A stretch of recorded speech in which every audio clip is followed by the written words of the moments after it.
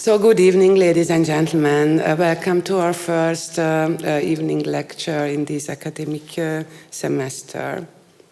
2017 marks the 100th anniversary of the Russian Revolution, or the Great October Revolution, as it was called in the Soviet Union. Back then, there was no doubt that the revolution was truly great. But in the past 25 years that have passed since the dissolution of the Soviet Revolution, the meaning of the revolution has become highly contested. The lack of consensus regarding the meaning of and significance of the revolution represents a challenge to the goal of current Russian politics of memory, as probably all of you know. At the present, Russia is ruled by a regime that emphasizes the long durée of Russian history in order to foster patriotism by means of positive, coherent, and uncontested understanding of the past. And there is many examples from the textbooks to the public events and state celebrations of the important memory days of the history of Soviet Union. Symptomatically, while Vladimir Putin did mention the 1917 revolution in his annual address to the parliament in December 2016, he provided no clear conclusion on how to understand it, but chose instead to emphasize that in spite of our difficult past, we are one people, and this we are one people we know from other countries as well.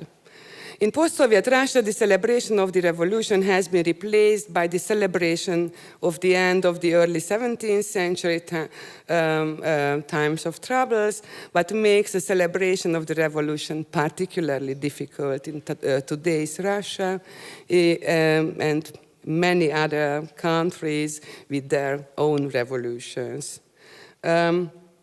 How are the revolutionary events of 1917 framed in the different context in the contemporary public and academic debates?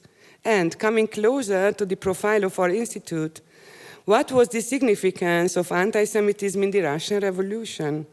How could class politics sometimes overlap with anti-Semitism? Is there any connection between Russian anti-Semitism and these special Jewish forms of revolutionary politics during the revolution? I hope today's lecture will answer these questions. And let me now introduce our lecturer, Brendan McGeever. He's a lecturer in the sociology of racialization and anti-Semitism in the Department of Psychosocial Studies at the Birkbeck University in London. Currently, he is acting associate director of the Pierce Institute for the Study of Anti-Semitism, which was founded in 2010 with the mission that the study of anti-Semitism is vital to understanding all forms of racism, prejudice, and xenophobia. Brendan has just completed his first monograph on the Bolshevik response to anti-Semitism during the Russian Revolution of 1917, which will be published by Cambridge University Press in 2018. And as part of this wider interest in racism, anti-Semitism, and class politics, Brendan has recently took part in a project exploring the significance of anti-Semitism in the socialist movement of fin de siècle Europe. And a collection of papers based on this work was published as a special issue of the journal Patterns of Prejudice in September 2017. Brendan is currently working on two projects, one on the sociology of racism and anti-Semitism as a whole, and another on racism and anti-racism in the contemporary Russian Federation. He has also many publications in peer-reviewed journals, and he is editorial board member and UK correspondent of International Newsletter for Communist Studies. So Brendan, welcome. The floor is yours.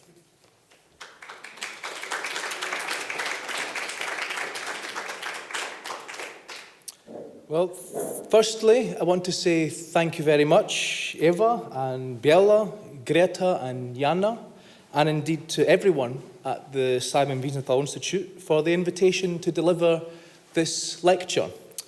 I first came to the Institute in 2015 to take part in a wonderful conference on anti-Semitism in the peripheries of Europe and its colonies.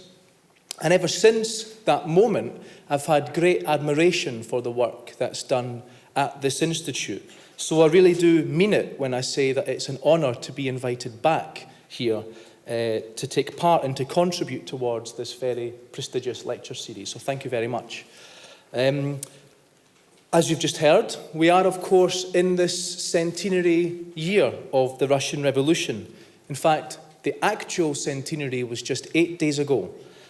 And I want to begin by taking you back to the moment of revolution itself. It's early morning, October 25th, 1917. Workers are taking up the strategic points on the wind-swept streets of Petrograd. In the Winter Palace, head of the provisional government, Alexander Kerensky, is anxiously awaiting his getaway car. Outside, Red Guards have taken control of the central telephone station. The Bolshevik seizure of power is imminent. There are no lights or phones in the palace. But from his window, Kerensky can see the palace bridge. It is occupied by Bolshevik sailors. Finally, the getaway car is secured with the help of the American embassy. And Kerensky begins his escape from Red Petrograd. But as the vehicle turns the corner, Kerensky sees some graffiti painted on the Winter Palace walls, freshly painted graffiti, that reads, "Down with the Yid Kerensky, long live Comrade Trotsky." Now, a century on, this slogan retains its absurdity. Kerensky, of course, was not Jewish, whereas Trotsky was.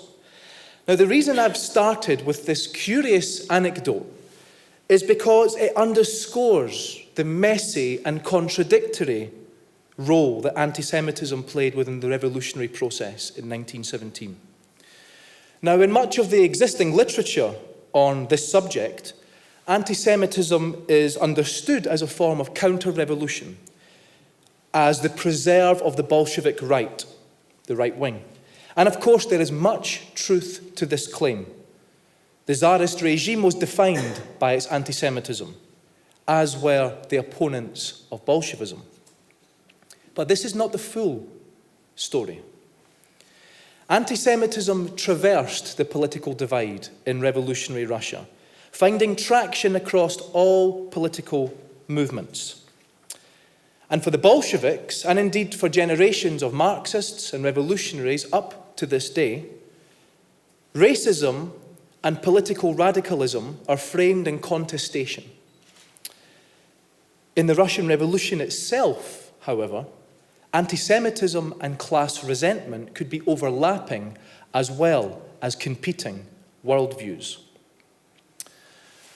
So, the Bolsheviks came to power in 1917 by proclaiming a new society, one that would be free not just of class exploitation, but of other forms of domination and oppression as well, including racism, sexism, and, as I said, other forms of discrimination. And it was the promise of a world free of racism, in particular, that had a global reach. And it resonated far and wide. And it's captured very powerfully in the writings of the Jamaican black writer Claude McKay. Now, in 1922, Claude McKay made a journey to the Soviet Union to take part in the 4th Congress of the Communist International, which is the image you can see before you here. And McKay's interest in Bolshevism stemmed specifically from this promise, this anti-racist promise. Writing in 1919, McKay proclaimed, and I quote using his words, "Every Negro should make a study of Bolshevism and explain its meaning to the coloured masses. It is the greatest and most scientific idea in the world today. Bolshevism has made Russia safe for the Jew. It might make the United States safe for the Negro, should the Russian idea take hold of the white masses of the Western world. It's an extraordinary quotation for a number of reasons. First of all, I think because it brings together the Russian Revolution and the Black Atlantic through a multi-directional anti-racism. McKay, of course, was speaking to an American audience. But in Russia itself, in the very moment of revolution, McKay's sentiments were put to the test as a devastating wave of anti-Jewish violence swept the western borderlands of the former Pale of Settlement. Now, as a vast multi-ethnic empire, Russia had a number of national questions. None of them, however, carried the explosive potential of the so-called Jewish question. In the late 19th and early 20th centuries, anti-Semitism in Russia was the pressure point through which a whole series of social, cultural, political and economic questions came to be expressed. And immediately after the Bolshevik seizure of power, these tensions reached their peak as anti-Jewish violence erupted across the regions, particularly of Ukraine, but Western Russia as well. Now, I want to give you a sense of the scale of the violence we're talking about here. The most conservative estimates put the number of Jews killed at roughly 50 to 60,000. Others put it at nearer 100,000. Soviet scholars at the time calculated that 200,000 Jews had in fact been massacred. What is clear, and what we do know, is that the pogroms of the Russian Revolution represent the most significant assault on Jewish life in pre-Holocaust world history. And in fact, some scholars today are arguing and beginning to argue that the pogroms in fact represent a precursor to the Holocaust, that the pogroms had a genocidal character of their own. And as Jeff Weidlinger points out in his forthcoming book, I think due to be published in 2019, many of the regions where the Civil War pogroms took place would just 20 years later become the sites of the Holocaust in the Soviet Union. My focus today, however, is much more narrow and much more specific. I want to look at the Russian Revolution, the period of the revolution itself. And I think it's important that we begin by stating that this was a moment of class revolt. A moment that was supposed to be, and for many people was, defined as a moment of emancipation and liberation. And what was most shocking for the Bolshevik leadership was the participation of sections of the Red Army and even the Bolshevik movement itself in this anti-Jewish violence. Workers and peasants, mobilized by Bolshevism to express and vent their class injuries, had turned on Jews. So how was this handled? Theoretically, conceptually, and politically? How was this handled by the revolutionary government? Well, in their front stage, public propaganda, Bolshevik leaders held very fast and very close to a neat categorization in which anti-Semitism was framed as the preserve, as I mentioned a few minutes ago, of counter-revolution.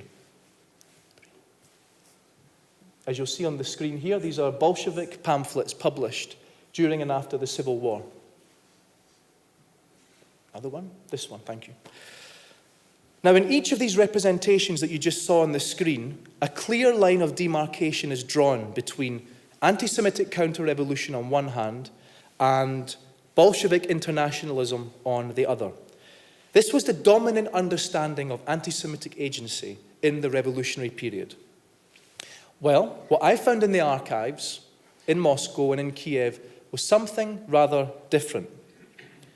In 1918 and 1919 in particular, these lines of demarcation simply and often did not exist, because the reality of the political field within which the revolution took place was much messier and much more complicated than Bolshevik categories implied.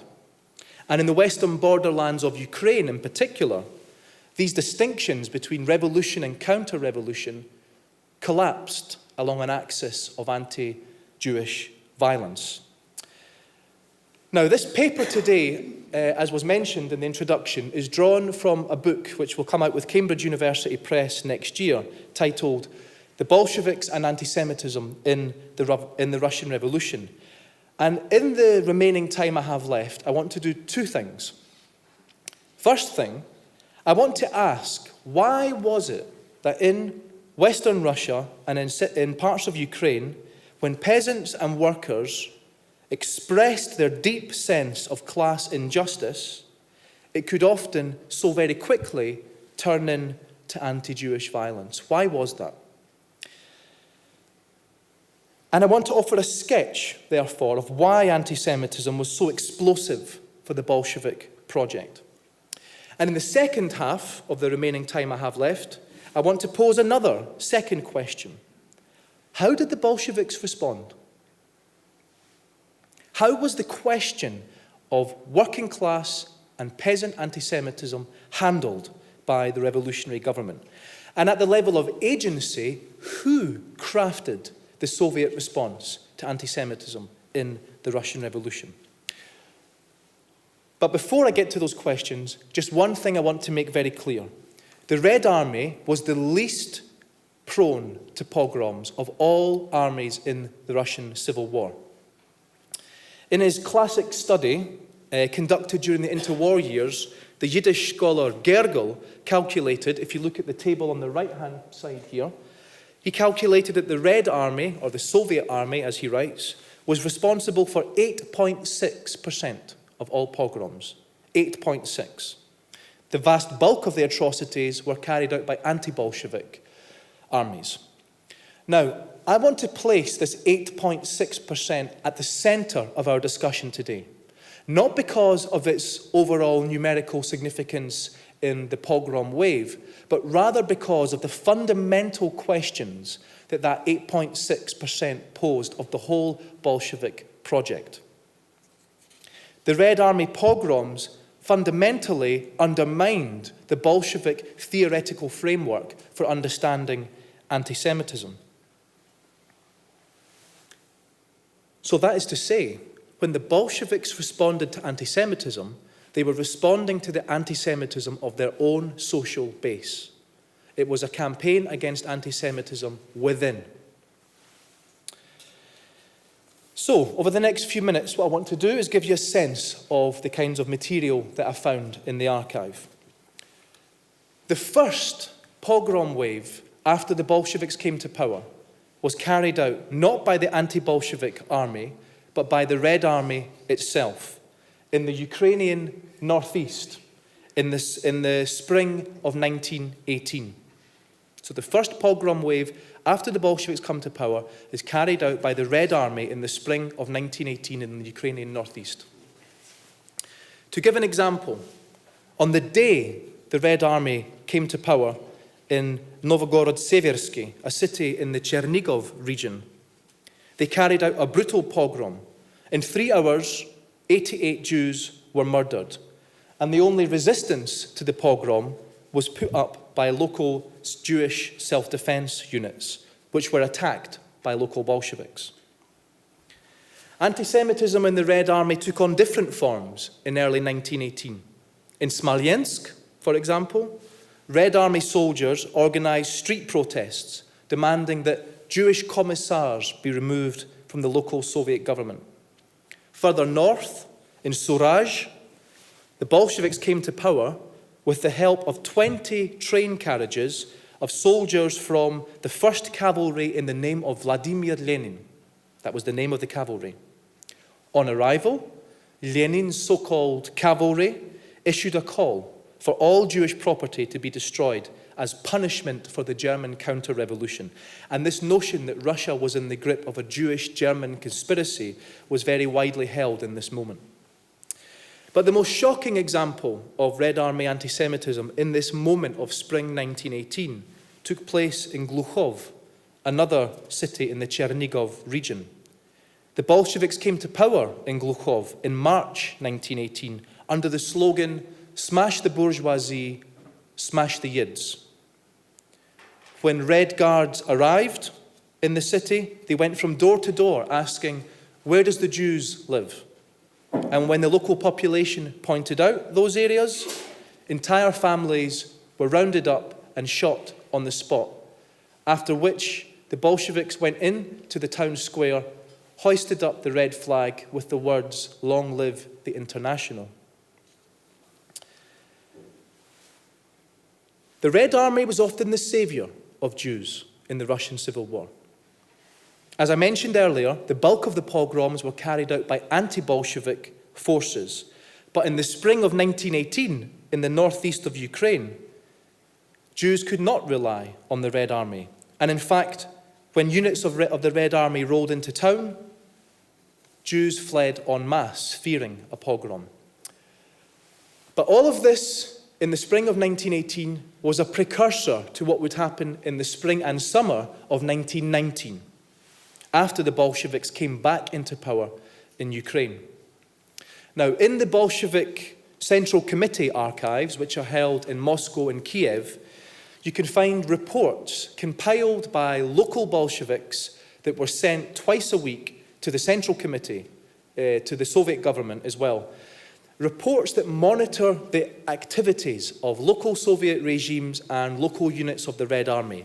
Really, they monitor the kind of political activities and ideological outlooks of the Soviet government at the local base. Now, I've gone through every single one of these reports for the whole of 1919.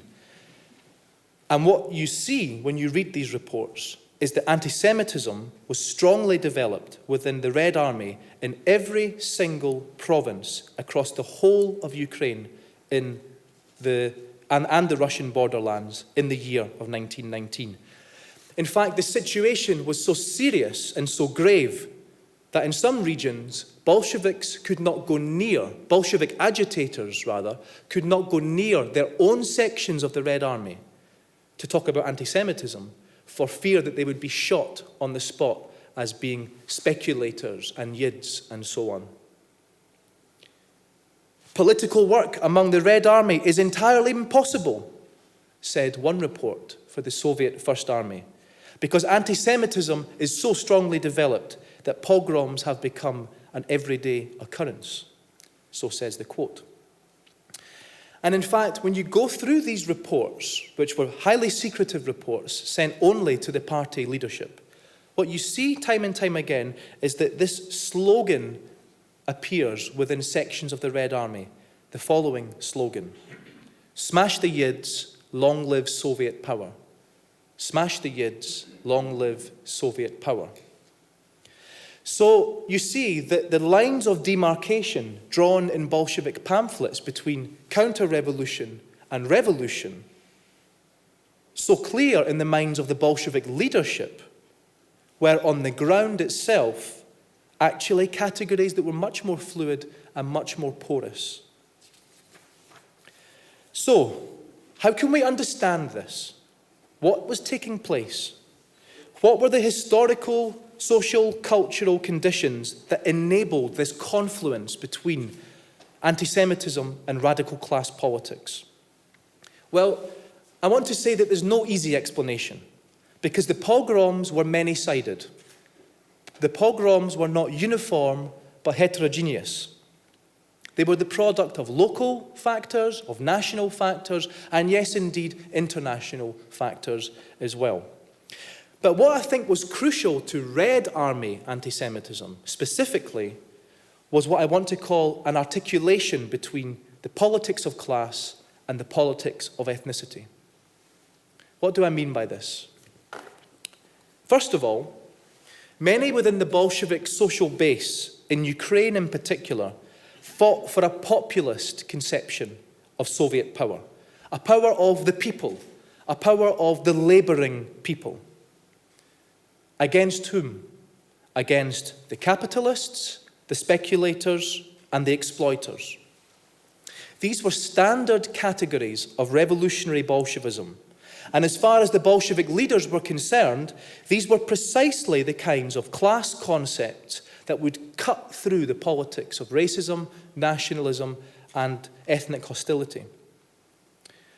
However, in the Russian Revolution, and in Ukraine in particular, these standard categories of Bolshevism, of class struggle, were understood on the ground in profoundly racialized dimensions.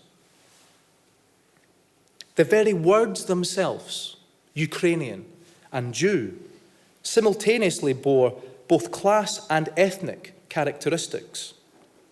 In the popular imagination, the Ukrainian was a true and honest toiler.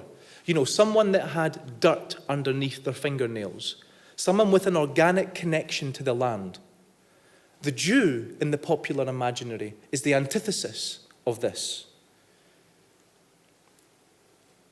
A non-labourer, a speculator, an extractor of surplus labour, not a producer. So the very categories that Bolshevik leaders reserved for class analysis often meant something different on the ground itself. Revolutionary discourse and populist anti-bourgeois sentiment could merge and overlap and come to be expressed through anti-Semitism. And actual class relations are rather important in this context. Ukrainians constituted 80% of the population of Ukraine, but just 4% of the population of the industrial working class. In contrast, Ukrainians were 91% of the peasantry. So Ukraine has a working class that's profoundly multi-ethnic, largely Russian and Jewish, and an overwhelmingly ethnic Ukrainian peasantry. So in this context, nationality, ethnicity, and class were interlocking experiences. That is to say, the national question was felt at the point of production. So what the Bolsheviks tried to do is to counterpose class to ethnicity. But at the level of political subjectivity, at the level of experience, ethnicity is classed. Class is racialized. So the Bolsheviks, what they do in 1919 is they carry out mass mobilization, particularly among the peasantry, but the working class as well. And what happens is the Red Army very, very quickly swells in the spring of 1918 with tens of thousands of new recruits, such as this Grigoriev's 6th Soviet Army that you can see on your screen here, a partisan Red Army unit. Now, if these and other recruits declared that they would smash the bourgeoisie, they were admitted into the Soviet army immediately without any screening. So this was a deeply contentious social base upon which to wage a revolution. And the political outlook of many of these sections of the Red Army differed sharply from the outlook of the Soviet government. So anti-Semitism, I want to suggest to you, was the current, or provided a current, through which peasants, workers, and indeed sections of the Red Army could move between those categories of revolution and counter-revolution, because people did move between them.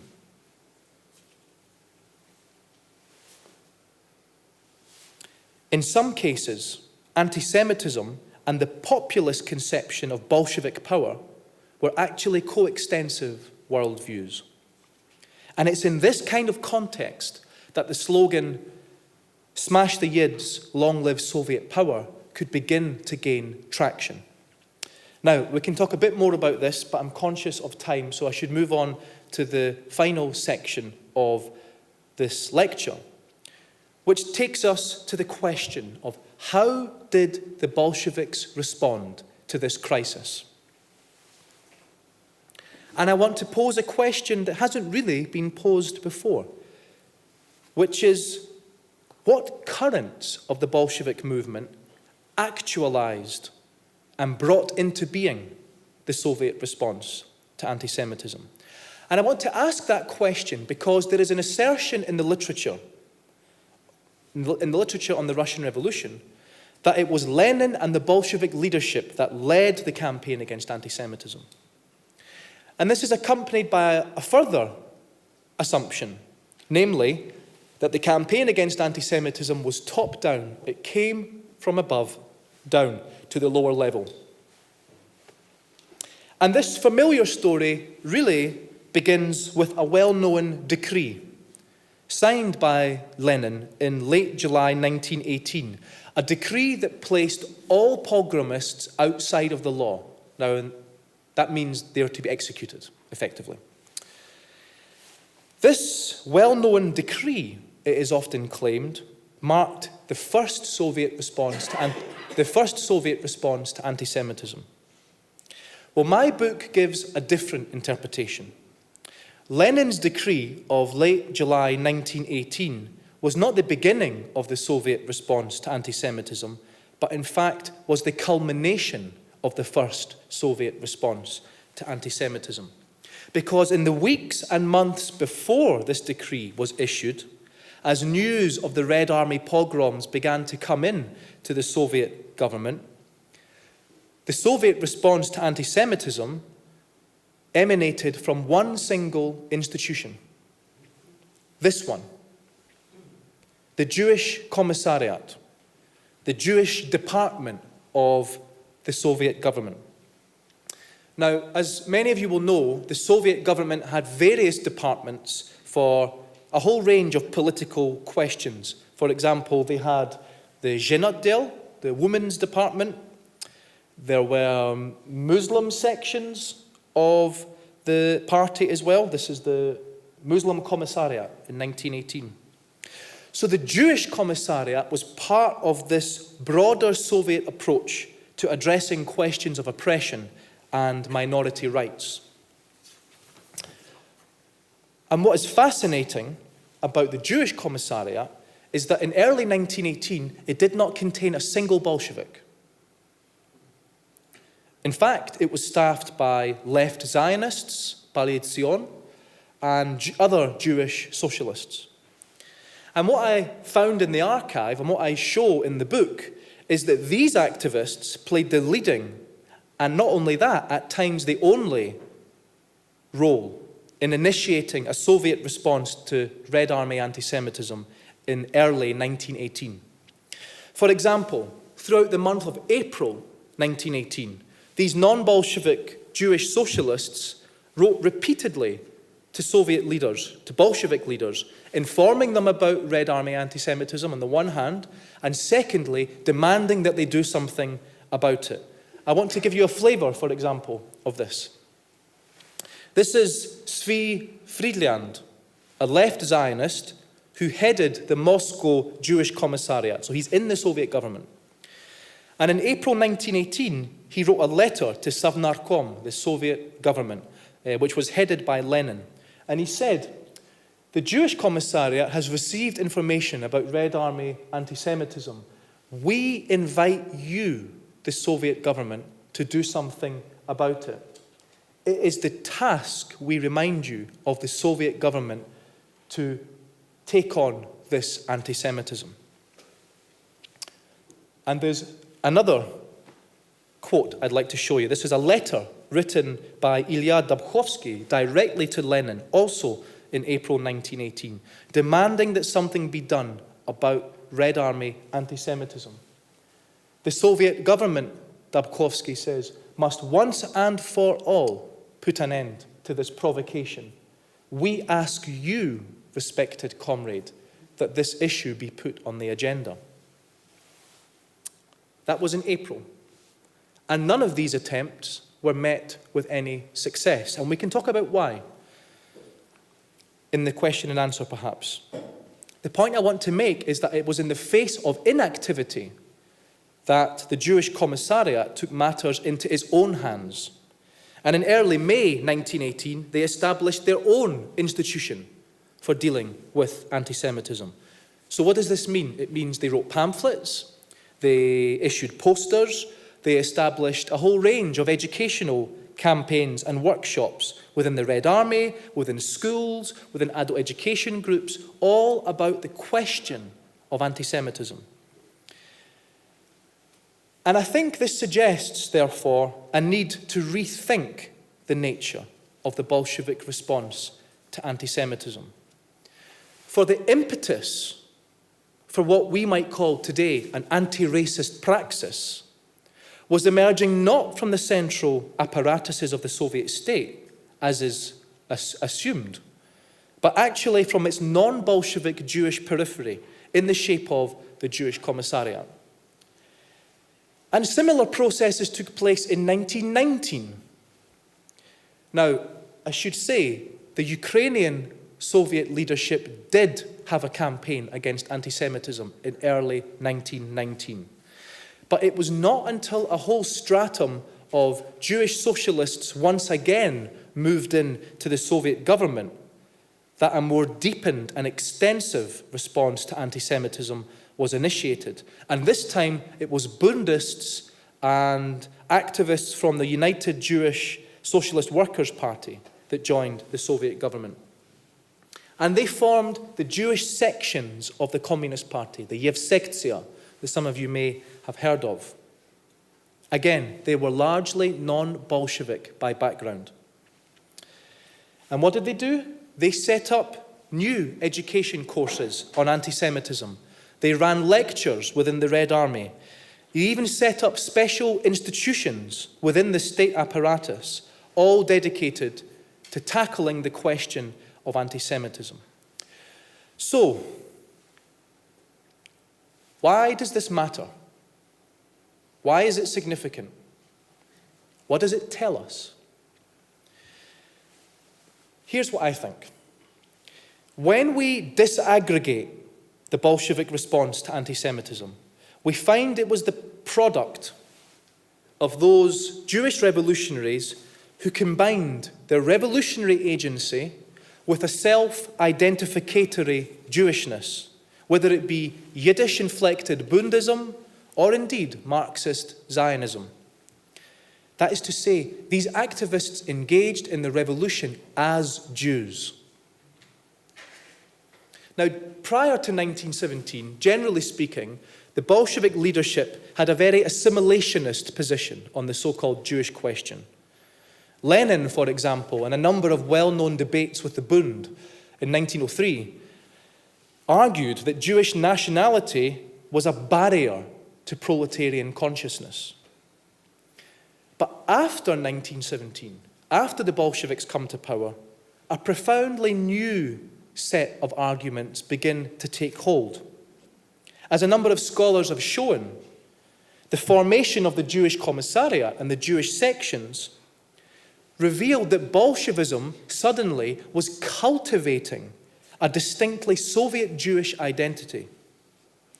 And what this did is that it attracted a whole stratum of Jewish radicals who, unlike Trotsky and unlike Zinoviev and unlike Marx himself actually, were far less traversed along the path of assimilation.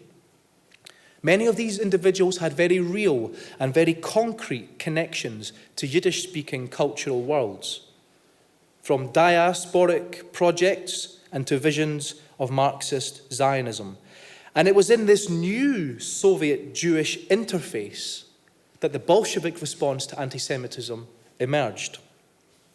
Despite the radically different perspectives that these Jewish radicals had on the question of a Jewish future, they disagreed profoundly. In 1918 and 1919, together, they took on the question of anti-Semitism, particularly within the Red Army. And this is the key point I want to make about this social formation. The type of, if we can call it this, anti-racist praxis that we see coming from these individuals on the screen was of a different order to that which emerged from the Bolshevik leadership. There was an urgency, there was an ethical imperative that underlay their response to anti-Semitism. That is to say, they spoke from a subject position as Jews.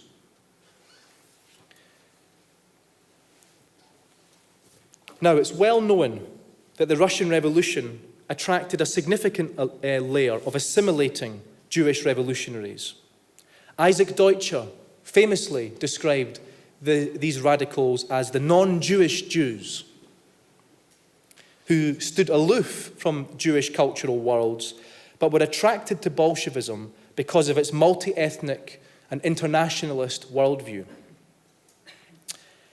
What my research is showing, however, is that the Jewish socialists who led the Soviet campaign against anti-Semitism were very much engaged, as I said, in these Jewish cultural and political projects that flowed into the Russian Revolution.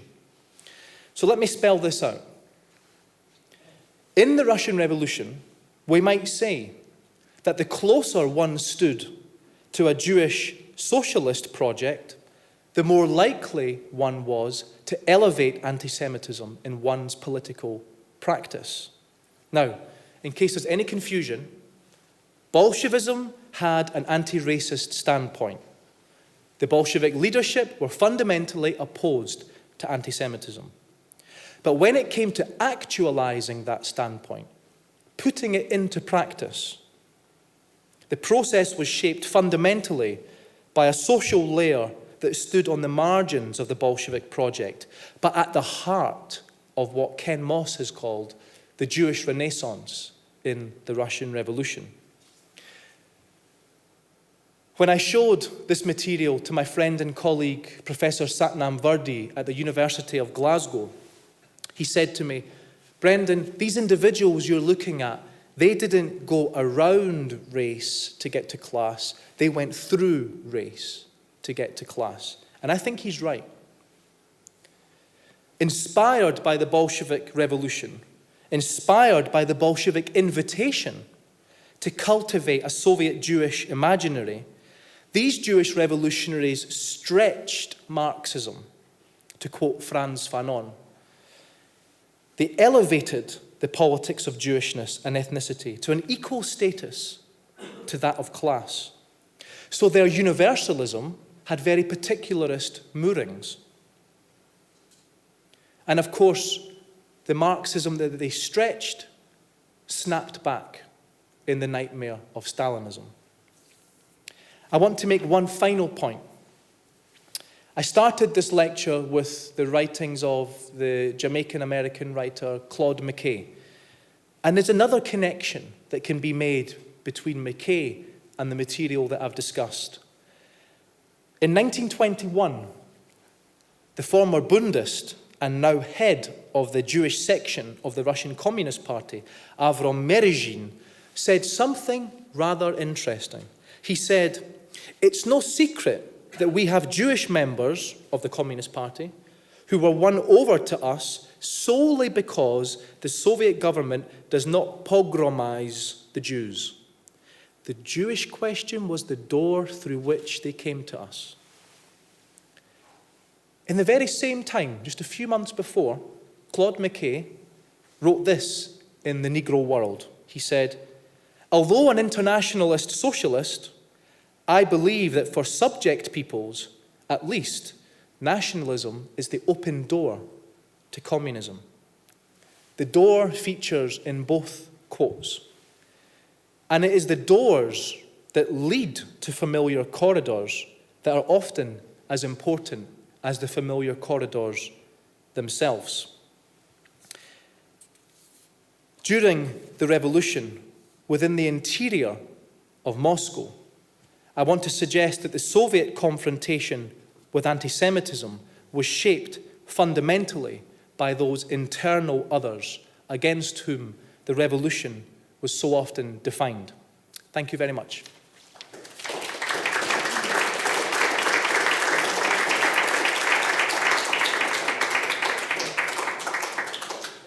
Thank you so much for this fascinating talk. And now we have some time to ask questions, comments. Yes, please. Antisemitism during the revolution. But what I heard later, oh, I'm sorry. You were talking about the anti-Semitism during the revolution, but I have heard and read that later, under Stalin and so on, there were also rather strong anti-Semitism. Even now there were several Jews in the leadership. I don't know if you could say a few words about that. Thank you. Would you like to collect it? I don't mind. No, I don't mind. No, we have still time, so you can respond that okay. If you want. Thank you very much for that question. Yes, I mean, the anti-Semitism of the period under Stalin is very well known. In fact, again, thanks to Isaac Deutscher in his biographies of Trotsky, he chronicles this very clearly. I think the anti-Semitism of the Stalin period, and I mean anti-Semitism within Soviet society more generally, is obviously linked to the period I've described, absolutely, but it's also distinct from that period because anti-Semitism under early Stalinism in particular takes place during the period of NEP, the new economic policy. And this unleashes a whole new wave of anti-Semitism, again in which Jews begin to come to be seen in the popular imaginary as occupying problematic class positions. But that's is certainly linked to what I've described in the Civil War, but it is a different conjuncture. Anti-Semitism of that period is also accompanied by a Soviet government response to anti-Semitism, again, particularly from 1928-29 through to the early 30s. There's a wonderful book just published this year by Andrew Sloin, S-L-O-I-N, called The Jewish Revolution in Belarusia. And he has a whole chapter dedicated to anti-Semitism in this period, and indeed the Soviet response to this anti-Semitism. So it's published by Indiana University Press. So I highly recommend it. So first, Yes, my question is about Isaac Babel. His book, The Red Cavalry, in his book he's describing a Jew who says, well, the Red Army robbed me, the White Army robbed me, and I am for an international of good people. So I guess this anti-Semitism was known in the Soviet Union at the beginning when Isaac Babel published his book. That was about, I guess it was after 1922, 23, 24, in that period. And what was then the reaction of the Soviet government to this? And did this continue, this pamphlets against anti-Semitism, or when were they stopped? Thank you. That's a wonderful question. You're absolutely right. And I actually meant to mention Babel in the lecture, but for some reason I didn't read that particular section. Yes, in Babel's famous Red Cavalry stories. And in other ones as well of his work. Sure, it's in his diary, in his 1919 diary as well. The anti-Semitism, Red Army anti-Semitism, is chronicled very, very powerfully. And he has this wonderful story about Gedali, who says, which I think is the one you're describing, when he poses this agonizing question. He says, how am I to know which is revolution and which is counter-revolution? And in many ways, that absolutely is the same problematic that I was exploring in the first half of this lecture, in which the categories of revolution and counter-revolution, which are distinct for Bolshevik leaders, were on the ground very porous and people moved between them. So it was known, the Red Army pogroms, but in the literature on this topic, the Red Army pogroms are the least studied, the least analysed of all the pogroms of the Civil War. So this in part is the reason that I focus on this under-researched area, despite the fact that Babel's stories are so famous. Now you asked you mentioned, sorry, that these pogroms were known. You're absolutely right. The Soviet government received information about these pogroms, they knew about them, and eventually there was a response to these atrocities. But what's interesting is that all information about Red Army participation in these pogroms were kept out of public view, with the exception of Babel's stories that were published much later. Babel is the exception here. For example, I found some reports carried out by the Russian Red Cross, which did some serious investigative work into the pogroms. And they sent these reports to the Soviet government. And they had these wonderful tables that very clearly outline how many pogroms carried out by the whites, how many carried out by Petlura, and how many by the Red Army.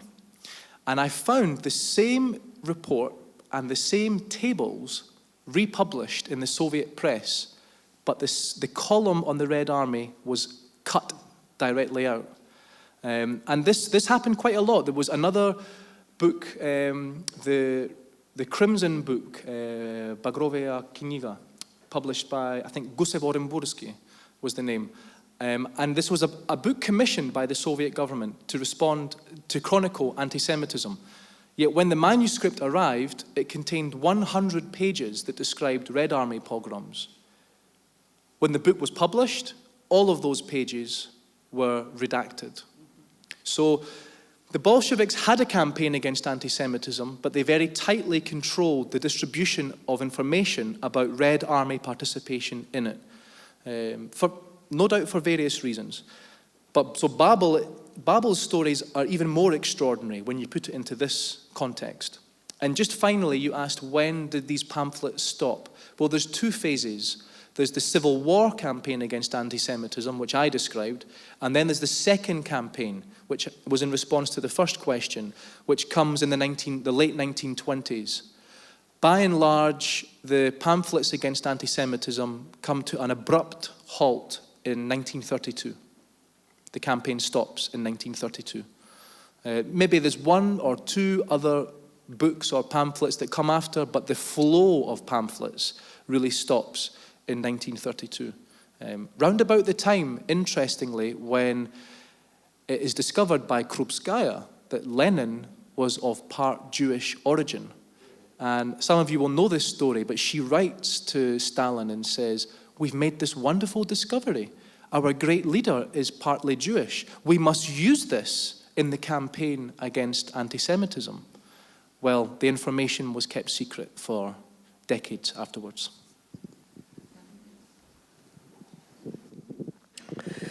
I want to go one step behind further on, especially in the Ukraine or in the western parts of Soviet Union or Soviet Russia, as it's called. What role played there the fact that the Jews in the Western monarchy, Soviet monarchy, were very much in favor of the Austrian monarchy, because they had always the example that just crossing the border, they were much more safe from pogroms which happened almost every day, not verbally take it, but very, very often, much more often than they did take in the Austrian part. And that this was not forgotten, but by the Jews as well, but also by the nationalistic directed, especially Ukrainians or Belarus-Russian, and even in the western part of the Russian part. That is one question. The other one is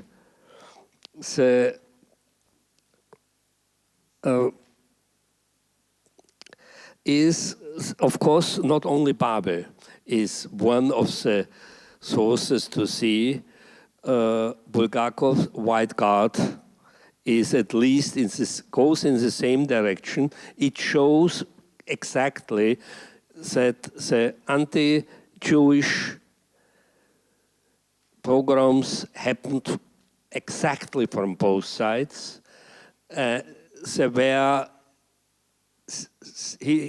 try to show for different reasons, for different points coming out. And so I'm sure if we would go a little bit closer even to the literature, I mean the art literature, we will find much more indicators which were published, which were known, and it really came out, I guess, from one other reason why the Soviet power didn't take too much effort into the anti-Semitic pogroms, because they had, we should not forget, one anti-religious campaign. And this was much more prominent. And then that's the vast majority of the Jews still continued their religious habits as a basic of their Jew being, which is still true today as well. Nevertheless, it's most known as the not religious Jews everywhere in the world, but the majority, even in Vienna as well today, are still religious, at least in some part. And this played always, I guess, a too little role for taking down all religious or too nationalized groups in the system. We are anti-religious, we are anti-racistic, and this is also a reason for not to do a strong response to anti-Semitic pogroms. Yeah, just to pick up, thank you for that comment and for the questions as well. Just to pick up on the last aspect of your contribution, you're absolutely right that the anti-religious campaigns of the Soviet regime, the Soviet government, posed huge problems with respect to the so-called Jewish question. That is because one of the anti-Semitic projections of Jewishness that had such traction in this period was the Jewish Bolshevik construct, which of course carries forward 20 years later into the Nazi period. But in the Civil War itself, the stereotype of the Jewish Bolshevik poses immense difficulties for the Bolshevik government in all sorts of areas. The anti-religious one in particular.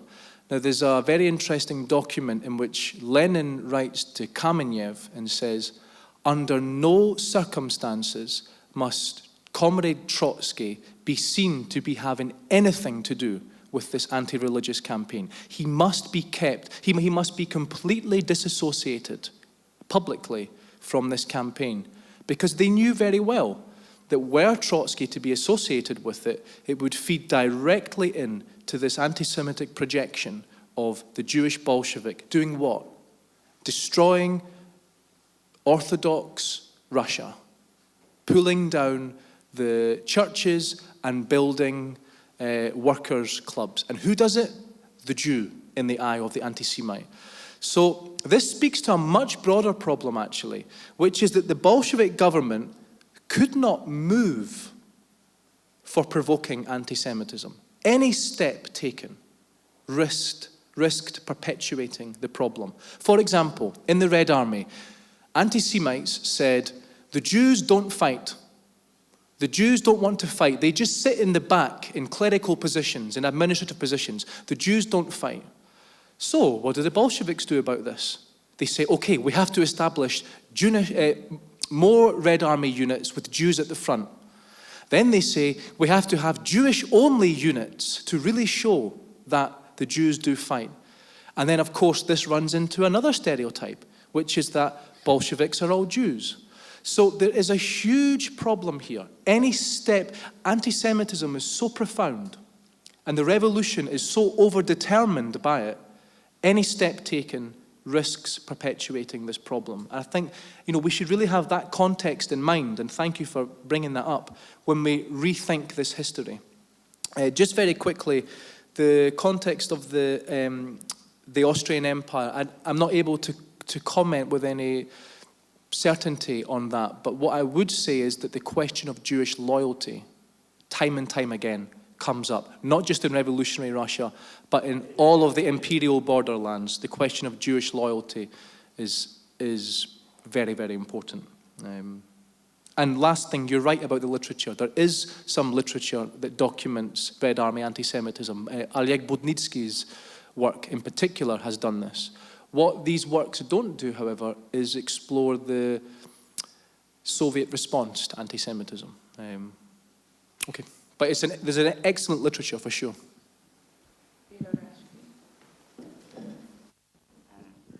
Just kind of, what I understood is there are two kind of factions that fight anti-Semitism within the Bolsheviks. So one is a kind of a more intellectual response, and the other one is more an emotional response.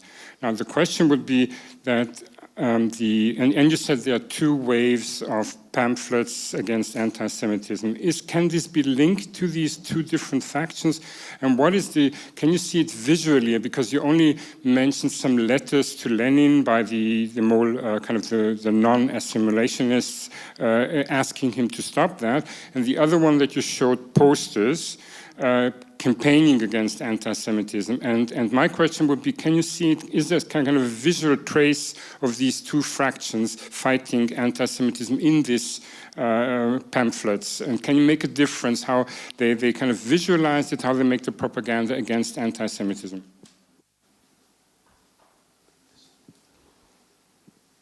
Yeah. Would you like to give an ad hoc comment? Okay. I also want to ask about the pamphlets. Can we go back to the pamphlet? Is this one of those which were made by the Jewish commissariat? Yeah, that one. No, that one. Yes. This one, 1924. This is a very strange pamphlet. First of all, I think it's the only pamphlet I know published in 1924 against anti-Semitism. I need to go back to my database to be certain on that. But the vast majority of the Civil War pamphlets were published in 1919 and 1920. If we go to the other one, sorry, the white one, yeah. This one, Counter-Revolution and Jewish Pogroms. This was published in 1919 by David Petrovsky.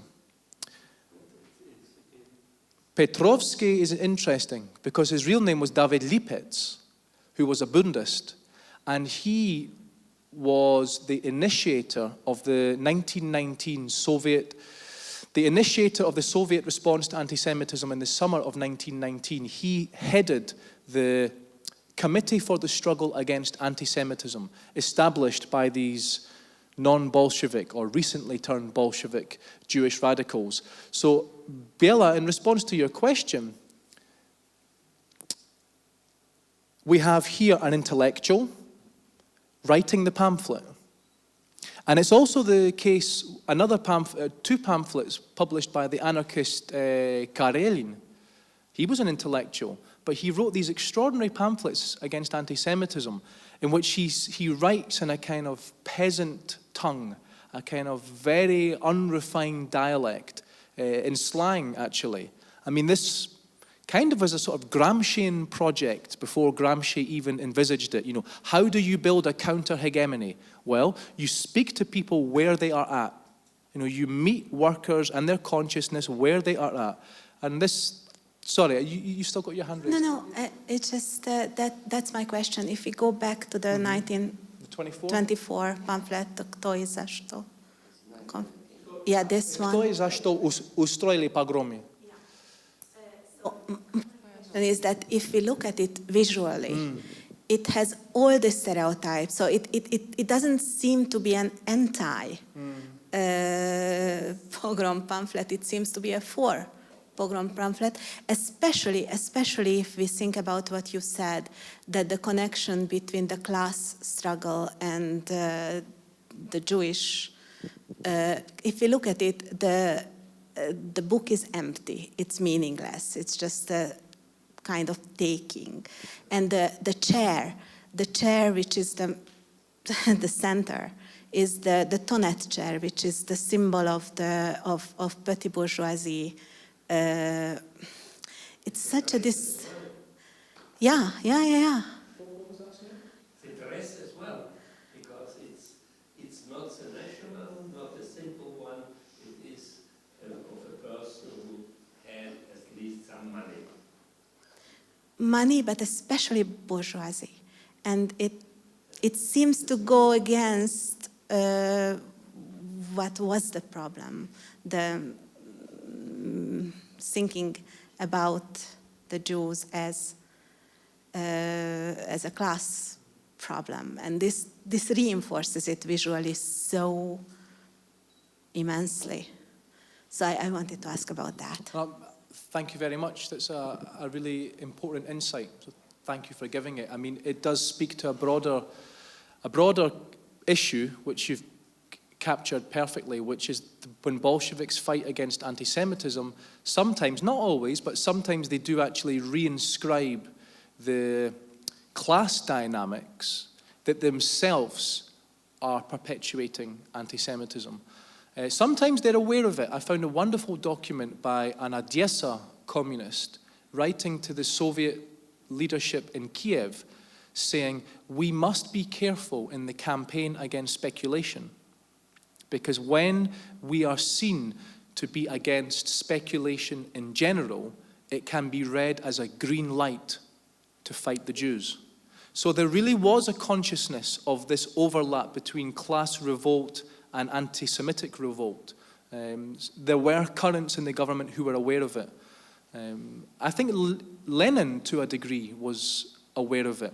I mean, here's an interesting anecdote of the agony, of the kind of agonizing situation that the Bolsheviks were in. One of the stereotypes that I mentioned a few minutes ago was this construct of the Jewish Bolshevik, that the Jews controlled the revolution. So what do you do about this?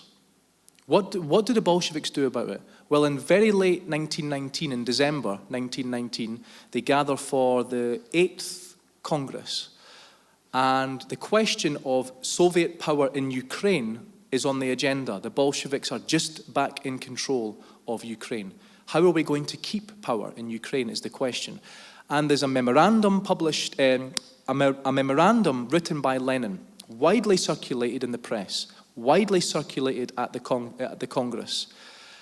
But there's one section of the memorandum that is only circulated among a very small number of party leaders, and it's the section on the Jewish question, where Lenin writes, we must keep a tight grip on the number of Jews in the government. In fact, Jews must not serve in the upper echelons of the Soviet government.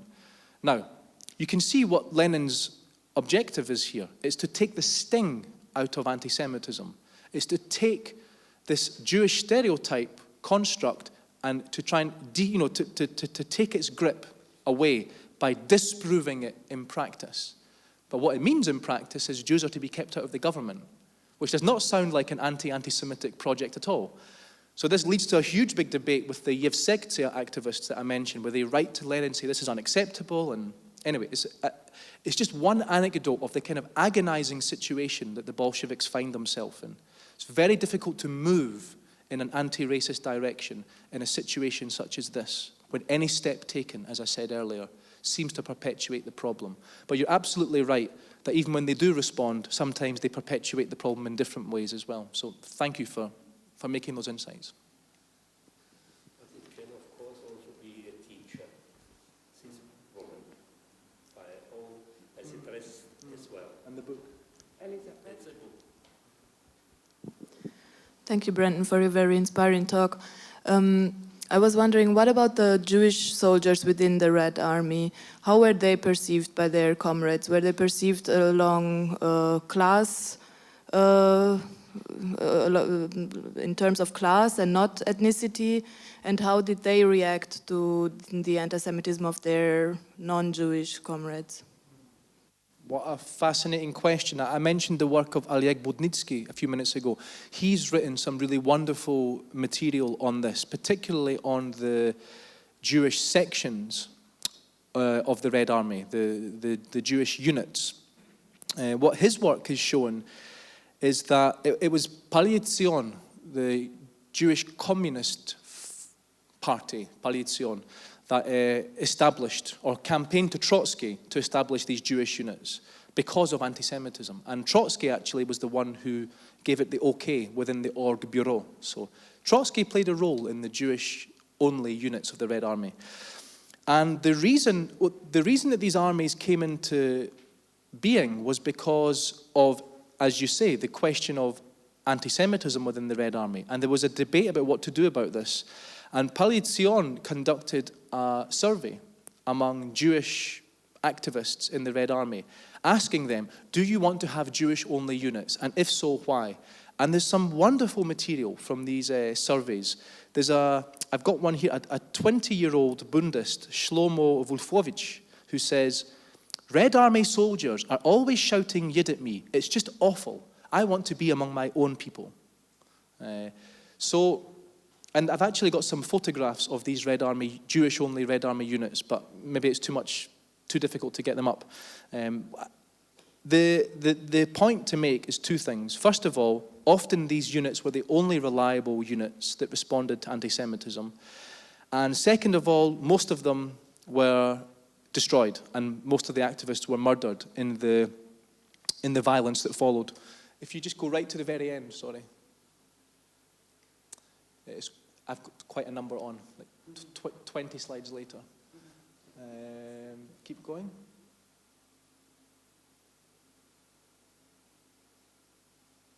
A bit more. There. Back one. This is it.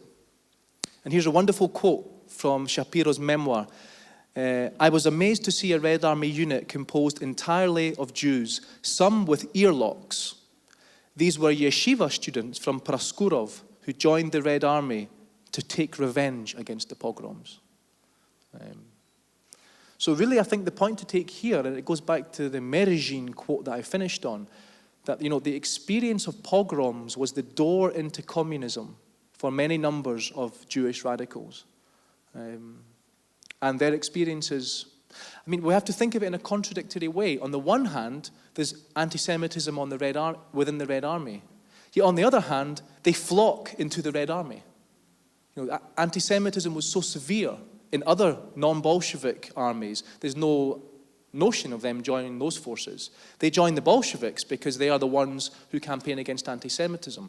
But by doing so, they also encounter anti-Semitism within. So it's a kind of very contradictory moment.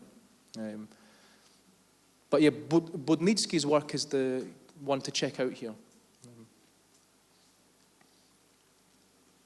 Other questions? If not, I would also have some questions to you. So, as a sociologist, you showed some of Jewish strategies to understand the new political situation in Russia. On the one hand. On the other, pogroms were not new for these social groups. So you have this wonderful model to show how pogroms produce this kind of ambivalency to be a communist or to be supporter of the Soviet regime. However, I'm wondering whether this knowledge being composed, having insecure situation, forced migration, escape, and so on, they were imprinted in these communities more than 300 or 400 years or 200 years. So what about the silent Jewish communities, which were not part in the Red Army, which were not part of the commissars and so on? So these big Jewish communities which had to leave this place, as the family of Raphael Lemkin, for example, and many other families. So as a sociologist, can we produce a kind of classification that in this very insecure political situation, 1990, revolution, end of war, and so on, antisemitism reappears, and how we can react to this very special situation? Just so I've understood the question correctly, you're asking... A kind of classification of Jewish strategies or Jewish responses to... Okay, well, not not this, yes. So this is a really important question. So what I've done tonight is to abstract one set of Jewish responses to anti-Semitism from a whole range of responses. You know, I'm not speaking about the Jewish communities in Ukraine or Belarus or Western Russia or Baltic states. I'm not speaking about these communities as a whole. I'm speaking about actually a very small number of people who move over to the Soviet government and a larger but still small number of people who move into the Red Army. I'm not making claims beyond that. All I could say really in response to that important question is to say that there were many responses to anti-Semitism, many responses to the atrocities that covered the full political spectrum. In fact, I mentioned Budnitsky earlier. He has some material on Jews that joined the whites. So, you know, if the question is, do I have a classification or a classificatory paradigm to kind of capture the full range of responses, then the answer is no. Not yet, not yet, yeah, a much better answer, not yet. Thank you. So thank you so much, Brandon. It was a very, very fascinating talk and a good discussion. Thank you, all of them. I switch into German. Wir möchten Sie noch auf zwei Programme vom Wiesenthal-Institut aufmerksam machen. Wir werden noch ein Lecture haben. Nika Thurn wird zu uns kommen. Der Titel ihrer Präsentation wird Falsche Juden in der deutschsprachigen Literatur zur Variation und Beständigkeit eines literarischen Motivs. Und es wird am 14. Dezember,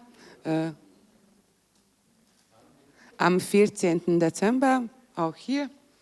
Und wir haben auch eine Tagung noch eine große Tagung vor uns, also Simon Wiesenthal-Konferenz. Der Titel der Tagung ist Unrühmliche Opfer, die Paradigmen der europäischen Gedächtnispolitik auf dem Prüfstand. Und es wird auch eine sehr, sehr interessante Tagung, wo wir das verstehen möchten, warum viele Nationen und viele Geschichtspolitiken die Opferrolle so gerne verwenden, um sie zu definieren, um sie zu identifizieren. Sie sind herzlich willkommen. Die Tagung beginnt am 27. November um 9 Uhr, also um 10 Uhr, wenn ich mich richtig erinnere. Und es gibt noch viele Programmhefte vor dem Team. Also vielen, vielen Dank für das Kommen und auf Wiedersehen.